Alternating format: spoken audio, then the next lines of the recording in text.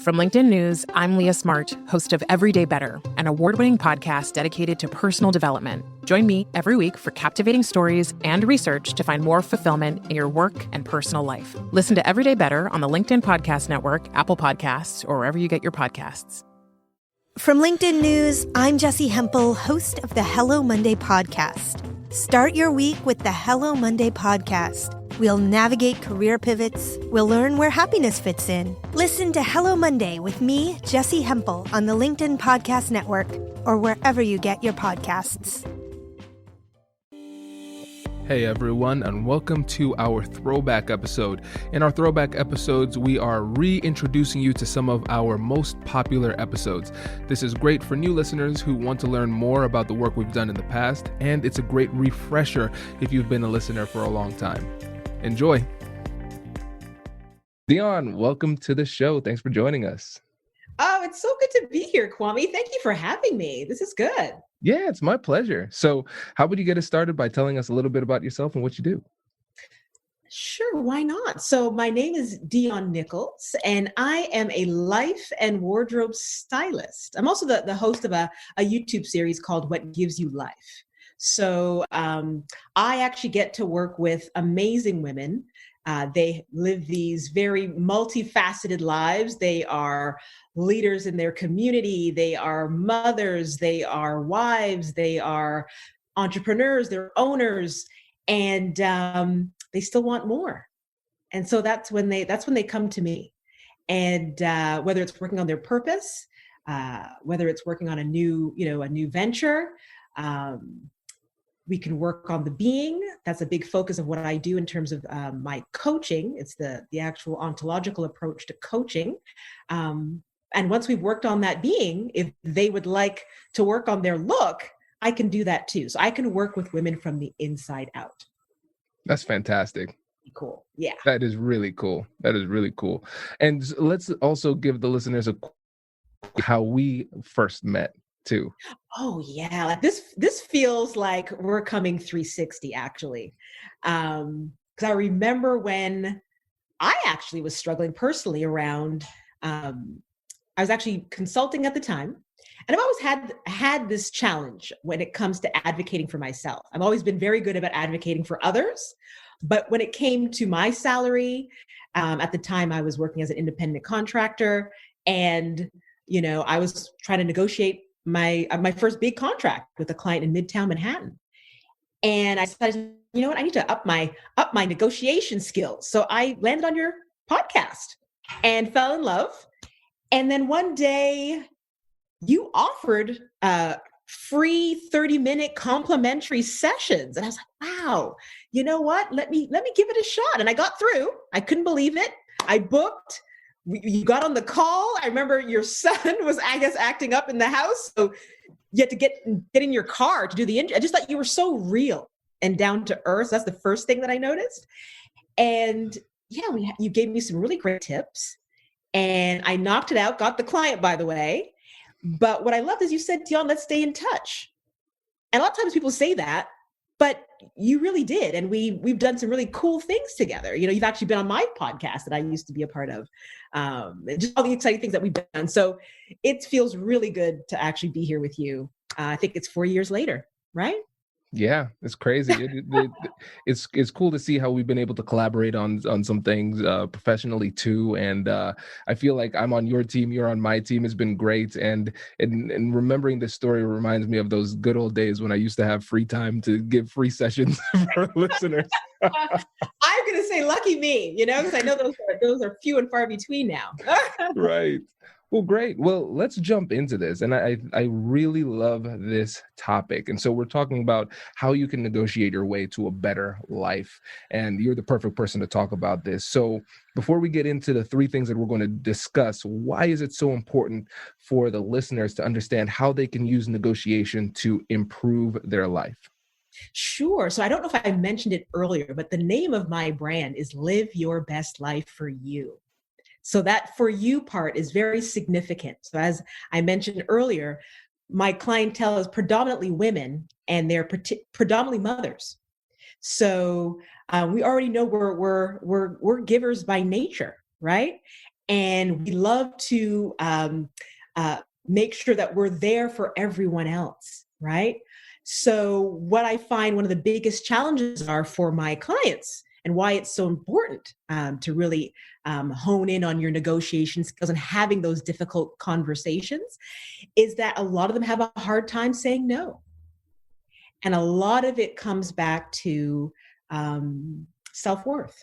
So if you have a lot already going on in your life, right? You're making sure that the kids are okay and the husband's okay, and making sure church commitments are made, and the fundraisers being taken care of, and you're making sure the boss is getting what they need, and you're getting lost in the sauce because you're not getting what you need, right? So in the end, a lot of my clients are feeling a bit depressed. They're feeling pulled in so many different directions and just not feeling fulfilled at the end of the day, right? So that's why it's so important to not lose yourself, right? And have the strength to really negotiate for what you do want.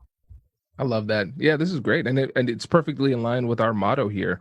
The best things in life are on the other side of difficult conversations. And when we master this, we're putting ourselves in a position to live that best life.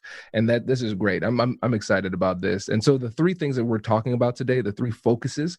First, we're going to dig deeper into how we can specifically use these conversations to improve your life. So just big picture, how can we do this? What are the opportunities that exist? The second thing is how we should set clear boundaries. And then you're going to tell a fun story about that we can use to analyze it. And then in the third part, we're going to reanalyze that story, but with a backward looking perspective. Because one of the things that we always are doing is we're evaluating the quality of the decisions that we've made.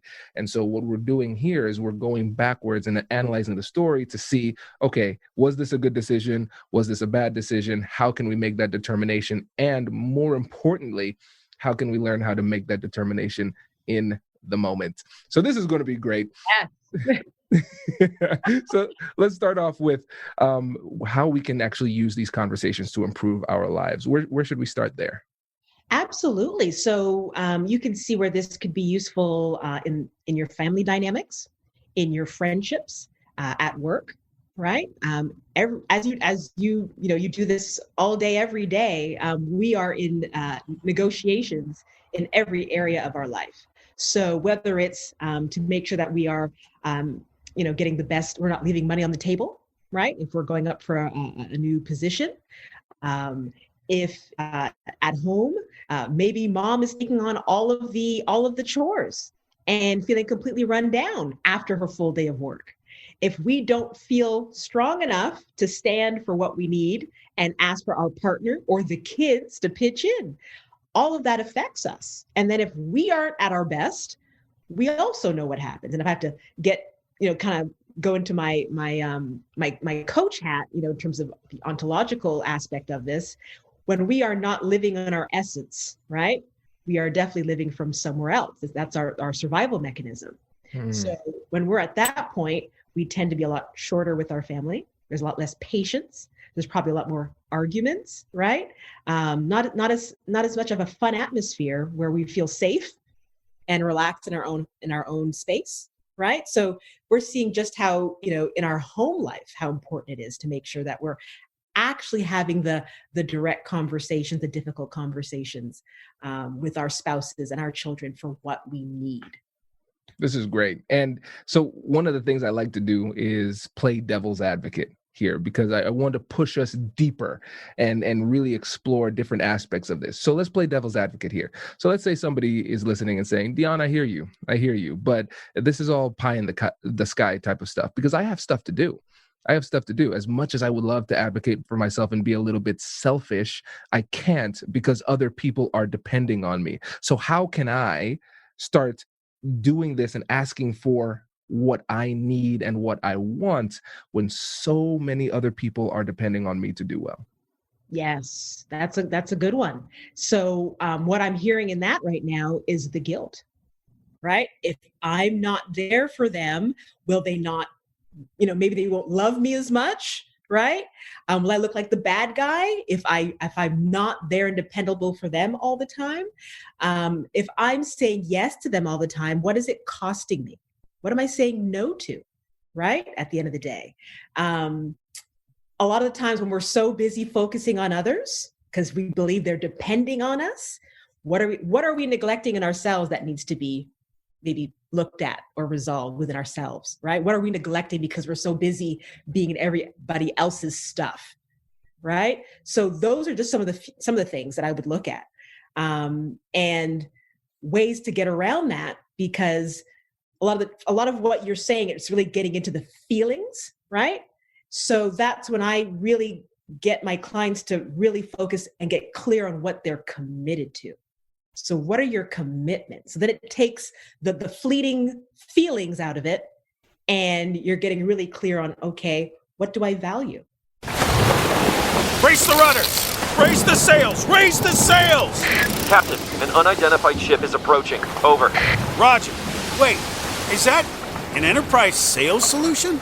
Reach sales professionals, not professional sailors. With LinkedIn ads, you can target the right people by industry, job title, and more. We'll even give you a $100 credit on your next campaign. Get started today at linkedin.com/marketer. Terms and conditions apply. What are my core values and beliefs? What are my goals? What are my dreams? And that way, if I know self-care, because self-care makes sure that I can be more present, more patient, for a more fruitful connection with my husband and my kids. As much as I know everybody's depending on me, and sorry, I think I was Italian in my past life, by the way, just so you know, I'm very animated. So if I know that I need to be committed to self-care, if not, I will not have as rich a connection with my family. That's why I make sure I block out that hour of time.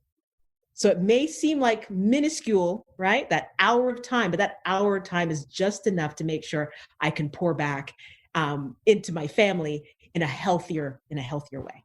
Absolutely. And so to recap this, because I think these are some fantastic points, is that a lot of times that feeling that prevents us from even taking the step of having these conversations is guilt, right? Because we feel guilty, but it's a feeling, not a truth, right? You know, it's not a situation where the world will in fact crumble if you take a step back. It reminds me of a book. I can't remember which book it was, but there was somebody at a job and they felt obligated to keep on sending out this report every month. And this report was very labor intensive, very detailed and everything. And the person said, I hate doing this report, hate doing this. And then they said, what happens if you just don't do it? Oh, everything would go fall apart. Are you sure about that though? And so they said, just don't send it out 1 month, see what happens. Nobody sent anything. The same thing happened the next month, and they say, wow, I used to think this was so vital, but people survived. And I think a lot of times what we do is we create a little bit of dependency on from the people around us, where if we can take a step back and challenge that assumption that these people need us, oh wait, no, they can be a little bit more self-sufficient. And coming back to what you said, in doing this, it's one of the best things you can do so you can be there at a higher level. Because if we are burning ourselves out, now we're not performing as well. But if we take some time to rest, then we can be our best selves by setting effective boundaries and really advocating for what we need. Yes. And then you added one other piece of this question. So how do you do that in the moment, right? So 2 things I've given my clients. One, it sounds funny, but it works, right? Because I love Brené Brown, and she'll say, okay, what's the story that I'm making up? So you see the example you just gave, right? The story I'm making up is that if I don't put out this report, the world will crumble, basically, right? So the one I like to give is, can I have a bowl of this, right? In other words, another way I also ask myself is, what do I know to be true?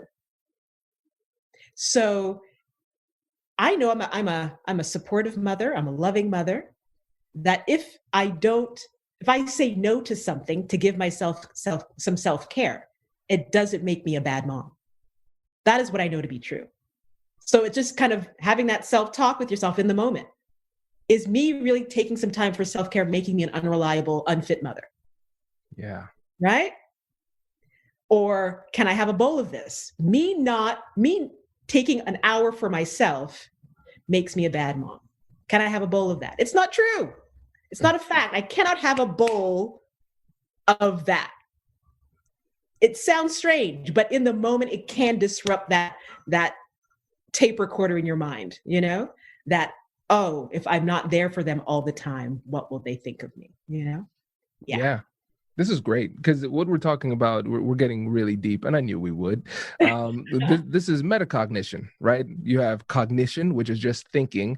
Then you have metacognition, which is thinking about thinking, right? And so what we're doing here is we're challenging those initial assumptions, the stories, as you're calling it, as you're saying. I think that's a great way to put it, right? Mm-hmm. So, okay, this is the story. A lot of times we just say, okay, that's the truth, and we move on, and we just keep on going. But if we slow down and take a second and say, well, hey, that's what I thought. Do I know that to be true? Is this appropriate? Is there another way? And essentially, we're negotiating with ourselves, demonstrating some internally directed curiosity, and it allows us to make a higher level analysis and a more complete analysis of the situation so we can make a better decision in the moment. Absolutely. We're getting higher. We're getting above the circumstance, right? So you're getting a better view, as you said, a more well-rounded view of the entire picture. So I love that. Fantastic. Well, this is a perfect time to transition into the second part when we're talking about setting boundaries with clear communication. And so let's start off with why that's so important. And we've touched on this a little bit, but let's just really make it clear why it's so important. And then let's go into the case study that we have here. Sure. So I mentioned I'm a big Brené Brown fan, right? I've got two for you. One, clear is kind. Unclear is unkind. That's the importance of clear communication for the other person and for yourself. The second one, and I actually have this printed and I have it up on my bedroom wall because it's something that I had to work through, right? When it comes to setting boundaries. And she has the most beautiful quote. Setting boundaries is the courage to love yourself enough, even if it means disappointing others. That's why it's so important. There's actually a stat from I understand that she also, because she's very much about the research, that people who are good at setting boundaries tend to have a higher self-worth. They have a higher self-love.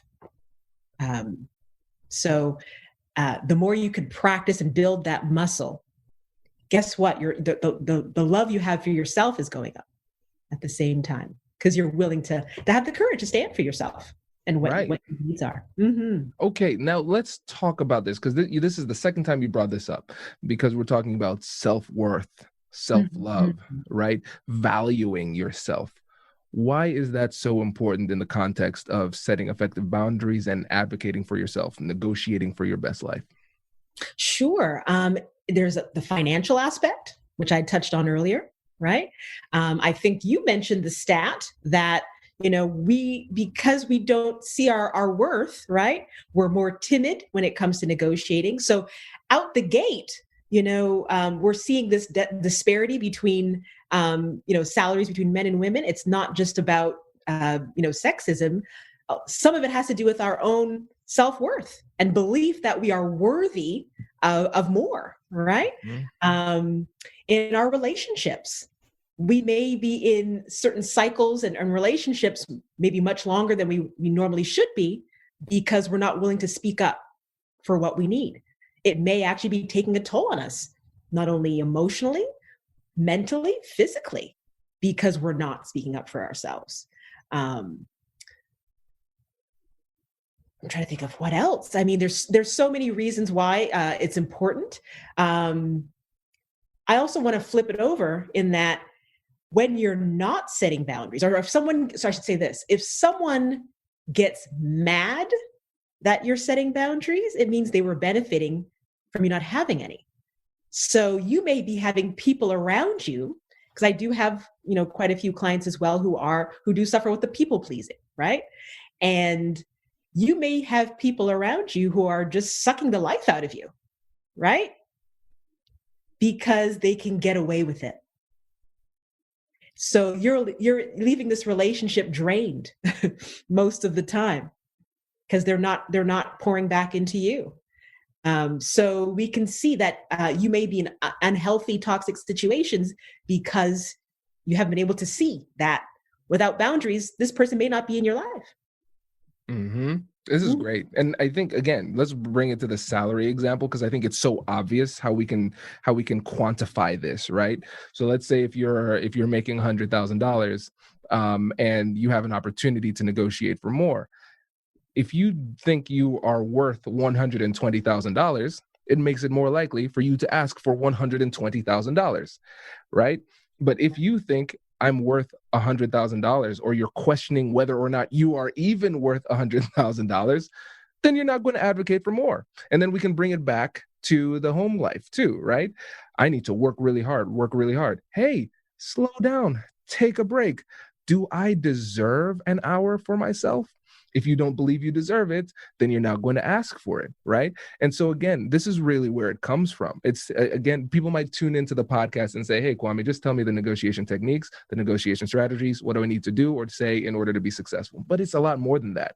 Because if you do not believe that you deserve what you're asking for, either number one, you will not ask for it, guaranteeing your loss, or number two, you're going to ask for it, but it'll be tepid. Right? You're not going to be fully engaged, or as Brene Brown would say, wholeheartedly engaged in the conversation. And then you're not going to be as persuasive. So even if you do execute on the techniques that we provide, you're not going to be persuasive in doing so. Oh, they'll sniff you out in a second. Exactly. Yeah. Good stuff. Well, yeah, let's talk about the example of setting boundaries that came up pretty recently. Sure. I mean, you called it a fun story. I don't know if it wasn't fun in the moment. I'll tell you that. But it was a great learning. So I've got a 16-year-old as of December 1st.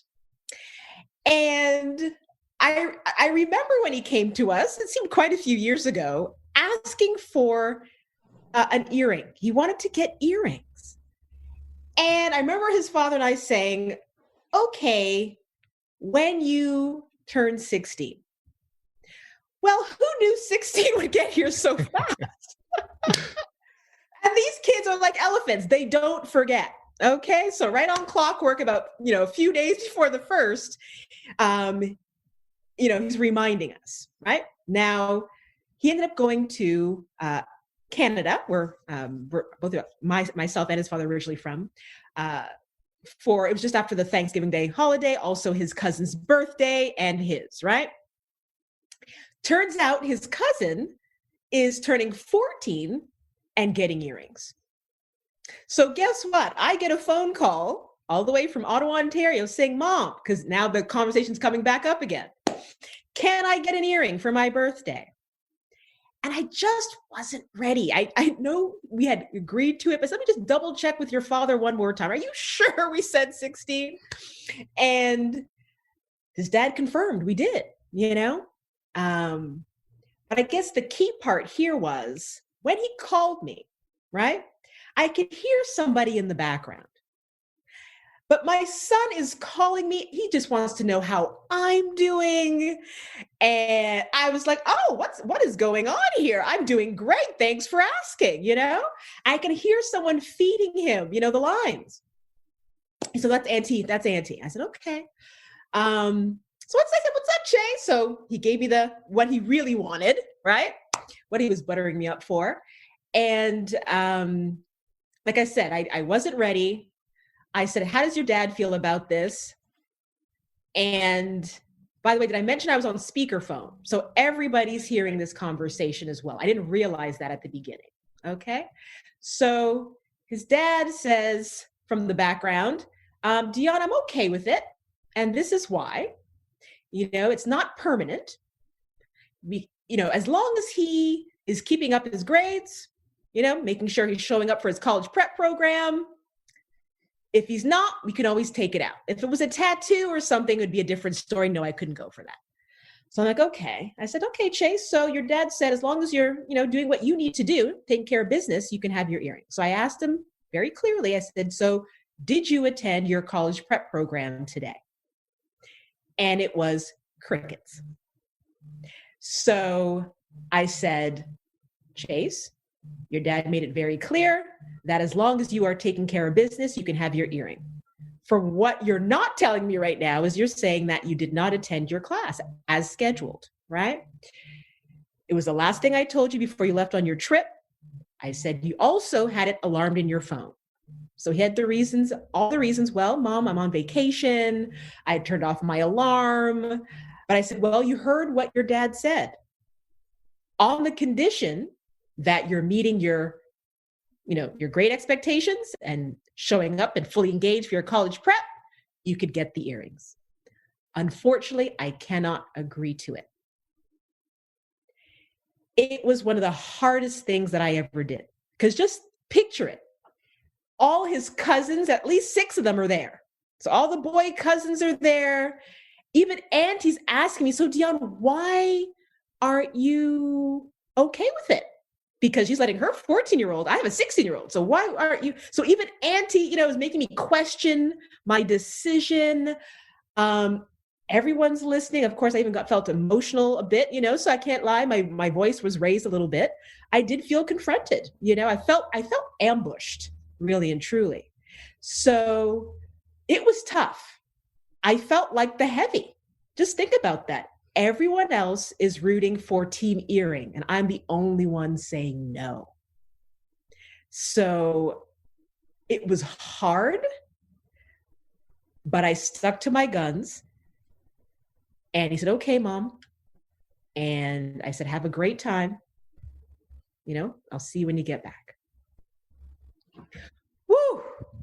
Kwame, I'm in the bathroom in the mirror. And I'm like, oh, he's my one and only. It's hard for me to say no to my son, by the way. But I almost called him back because I felt bad. I'm really feeling, hearts tugging, right? It's his 16th birthday. He's supposed to be having fun. I said no. Well, his cousin's going to be getting his. Can you imagine how he's feeling if he's not getting, and he's going to watch, and how he's going to, all the things you could imagine just swirling through my head. But something made me hesitate and not call him back. But would you know it, my son called me back. And I was so happy because it meant it was an opportunity, to come to a resolution, right? And smooth things over with him. So my son, he said, Mom, he used these words, by the way, I have a proposal. And I said, okay, Chase, what you got? What you got, right? So I already had to launch into it, though. I had to say, Chase, I just want to apologize, I didn't mean to raise my voice, but I'm sure you could understand that I felt confronted by the fact that I felt ambushed. I didn't realize I was on speed. He said, Mom, I completely understand why you'd feel that way. There was something about that being acknowledged, right? And I'm sure he appreciated the fact that I apologized for raising my voice, right? So then I gave him an opportunity to then share his proposal. So he said, I emailed the school program to let them know that I am on vacation, that I forgot, that I had class. And I made sure that I copied you on it. I said, wow, Chase, that's great that you took the initiative. I said, this is also a lesson in life, by the way, because, there's going to be breakdowns in life, but it's how you handle it, right? So the fact you owned your breakdown by, being proactive, sending them the message. I said, you're going to see in business, things are going to happen, but, in life in general, but by owning it, being clear with your communication, there's an opportunity to resolve things and find a solution. So I said, that's great. He said, I spoke with Dad, He said, as long as I keep up my grades and all of that, can I get the earring? I said, okay, Chase. Well, I said, how much effort would you say you're putting in right now? Because I know your dad had mentioned, we'd love to see you on the honor roll. I said, what would it take in terms of effort to go from, because he's in, basically high 70s, 80s, 90s. I said, what would it take for you to start getting 90s across the board? I said, how much energy are you putting in now? He said, I would say 85%. I said, okay. So if we can get an extra 20, what is it? 10, I said, what did I say? 20% out of him? I guess I said an extra 50, I think I said extra 10% out of you. Can you do that? And he said, yes. And I said, okay, so you're going to go for honor roll. We're going to do extra 10% effort, and we're going to start meeting weekly so we can check in so things aren't falling through the cracks. Are you good with that? He said, okay, deal. I said, okay, Chase, enjoy your earrings. So even though he still got what he wanted, I felt so much better with the way how things went in the end. So he did get his earring, but at the same time, I felt like he now really understood, and he always understood the importance of his education. And that was really a message that was driven home here as well. Mm-hmm. There are so many good things about this story. First of all, clearly a testament to how good you are as a mother, because coming back with, I have a proposal, making adjustments, apologizing. Fantastic. That is beyond the age, like the wisdom beyond the age of 16. So kudos to you on that. And you ended it by saying he got what he wanted, but you did too. Yes. You did too. You got a commitment from him to try harder. He admitted that he wasn't trying hard enough, and you got a commitment to do it, and it refocused him on the value of education. So you got exactly what you wanted out of that situation. And there's so many teachable moments here. First, let's talk about the other side, because we can recognize how that was a strategic mistake on his part and the people around him to ambush you. And so let's say I'm using air quotes for the folks listening on podcast, it worked. If it worked for them and then you caved in and you gave in to their demands, did they really win? At what cost? Because it would have caused a significant rift in your relationship with each of those people because you felt manipulated. It was a pressure tactic. And so even if they got what they wanted in that interaction, it would have diminished overall value because the relationship that you had would have gone down as a result. So just a strategic consideration for all of you listeners out there, don't ambush people. They don't like that. Okay, that's a big one. One of the things you said was you weren't ready for the conversation, for the way that it happened, and it was hard. Right. And I think that's one thing that we all have to recognize, because learning these skills and techniques, it doesn't automatically mean that these conversations are going to feel good or feel easy. But we can't look at that emotional feeling of discomfort and use that as a signal that we are not on the right path, because sometimes it's a sign that we actually are, and we have to push through it. And slowing down for everybody else out there, slowing down in these situations is critical, because another thing was, you said you stuck to your guns, you stuck to your values, right? You had to slow it down and say, what do I really want out of this interaction? And then it became clear. And so once you are focused on your goals and you know what you care about and what's important to you, then the actions in order to get there become a lot clearer. They start to present themselves. And even though it's not easy to take those actions in the moment, you did it. And you got the outcome that you wanted. Yes. If they had won, mm-hmm. You're absolutely right. I would have felt a lot of resentment. I would have said yes, but with all this resentment behind it. I'm sure every time I looked at my son in those earrings, I'd be glaring. Do you know what I mean? What would I be teaching my son? That manipulation is how you get what you want, right? So there were so many reasons why I'm happy it didn't go the way it could have, like you said. Mm-hmm. Yeah, this is great. And so let's take a second. Let's transition into the third point, because let's deepen our analysis of this story, because it's such a great case study. So in the moment, like I said, sometimes we let our emotions dictate what it is that we do in the moment. And so, again, when we look back on that, we can say, yeah, Dionne, good job. You made the right decision. That's great to do. Speaking from the future, right? But let's talk about in the moment. How can you tell what the right thing to do is? Well, I'll say this. Something I think that was key is Chase understood I didn't just say no for no's sake. It was not about my emotions. I wasn't feeling like I was ready for him to get earrings. There was a condition that was presented. And because that condition was not met, my no could be a true, strong, heartfelt no. Yeah, that's powerful. I think that's why I knew it was a good decision, as hard as it was. Right. Yeah. And I think that's one of the easiest things that you can do to help people to respect the boundaries that you're setting. Right. There's a reason. You're not just arbitrarily denying their needs or wants, right? There's a clear reason why you're putting up that boundary, and you communicated that clearly, right? And one of the things too that I hear from people, again, going back to how hard it is in the moment to make the right decision, is remember this: the negotiation happens if you want it to. It doesn't if you don't want it to. Again, you have to consider strategically if that's appropriate. But the thing is, if you don't want to talk, you don't have to talk.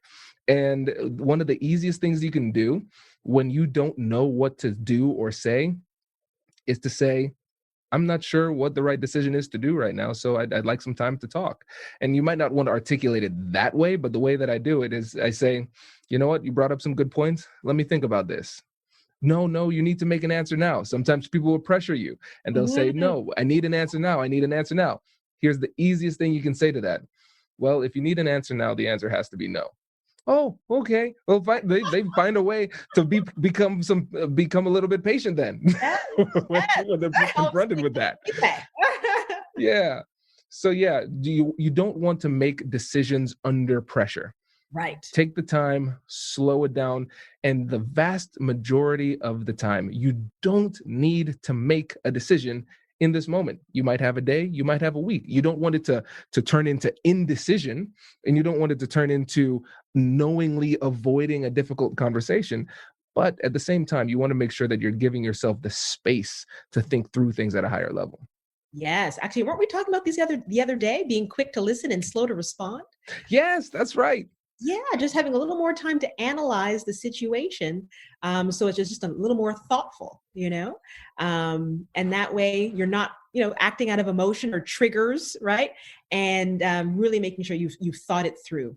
And so you can really feel, grounded in your choice. Definitely. And yeah. This is great.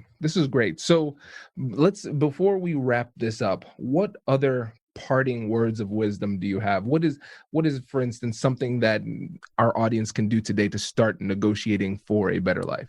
So, Kwame, if I had to give your audience just one last parting piece of wisdom, I have to say, the reason I think it felt so good, the way things played out in the end, is because it was collaborative. The fact that we both had buy-in to what we wanted to create, right? So the fact that I was able to feel heard and give what my input and needs are, right? And he was able to do the same. And we came to a common ground. And then I didn't mention this part, but then we brought his father in to make sure we're all on the same page. That felt so much better. So the fact that we worked together to find, the resolution, that collaborative experience, we got so much more. And that's where we got the acknowledgement, the vulnerability, the learnings, the connection. There was so much growth that took place because of that collaborative opportunity. That's great. And actually, let's take a brief second to dig into this one point too. How did you feel about yourself, let's say 2 or 3 days later, when you've had some time to process the fact that you don't like saying no to your son. So let's say 2 or 3 days later, when you looked back on that moment, how did you feel about yourself? Oh, so I felt so much more empowered around the decision. If it had gone the other way, I would have felt very powerless and disempowered around that decision. And I'm going to give you an interesting story. And because of the way I handled this particular situation, when I had a client coaching call, if not a day or two later, who had a situation where she said yes to something, but had so much resentment around it, because I did the work, I was able to give her so many, learnings and jewels from the way I handled my experience. Because when you're coaching somebody else, you want to make sure that you're always doing your work, right? So that you can give better, better direction. So on so many levels, I felt so much more empowered. That's great. On a personal level and professional level. That's great. This is great, because what we're recognizing is that this is a positive feedback loop, right? You start to set that boundary. It improves the quality of your life because you are negotiating for your best life for you, as your brand would say, right? And at the same time, every time you approach these conversations in the right way, despite how difficult it is, you gain more confidence, which makes it more likely for you to do the right thing in the future, which makes it more likely for you to start living that best life for you. So again, everybody, it's not easy. It's still hard for me. You all know this. I'm a recovering people pleaser. I talk about it in my book, in my TED Talk, all that, right? We're all in this boat. But every time that we flex this muscle, we get a little bit stronger. So I hope you all feel encouraged to take that step and start advocating for yourself. And before you go, Dionne, again, let everybody know about your business and how they can get in touch with you. Absolutely. So you can definitely hit up my website, Live Your Best Life for You, where you can really see the whole world of my brand. So that's the show, my YouTube series, What Gives You Life. You can check me out there. The channel is also called Live Your Best Life for You. My handle is at Dionne Nicholls, so DIONNENICHOLLS. I also want to make sure everybody knew that I have this amazing event that's coming up February 20th, and it is called The Great Act of Love. And it's going to be a celebration of women of color by their fellow men, and it's just going to be a beautiful virtual event of love and healing, but basically men just pouring into their women of color through gratitude, reflection, empowerment, affirmation, and testimony. So that's the acronym GREAT. Without expectation, just being of service. The keynote speaker, I can't wait to divulge. I can't do it yet, but it's going to be awesome. Musical performances, you name it. You'll see all the information on the website. So really, really excited about that. That's February 20th. Fantastic. Dionne, my friend, thank you so much for coming and sharing your wisdom with us. We really appreciate it. Thank you so much, Kwame. This was amazing. Congratulations, you've just joined an elite club. By listening to a full episode, you're now officially on the Negotiate Anything team. So welcome aboard. What most team members do is they subscribe to the podcast because that allows them to automatically get the latest episodes of the show. The best things in life lie on the other side of difficult conversations. Keep learning, keep practicing, and keep getting better. Your relationships will improve, your career will soar, and you'll have the confidence you need to get the most out of these crucial conversations. Again, thank you for joining the team. We're excited to have you, and I will see you in the next episode. I'll catch you later.